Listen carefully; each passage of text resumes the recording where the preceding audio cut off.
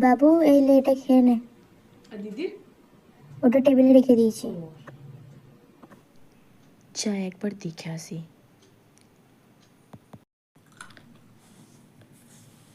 এই তো দিদিরটা, ওরটা বেশি মনে হচ্ছে। কি করি, ওর থেকে আমি একটু নিয়ে নিই।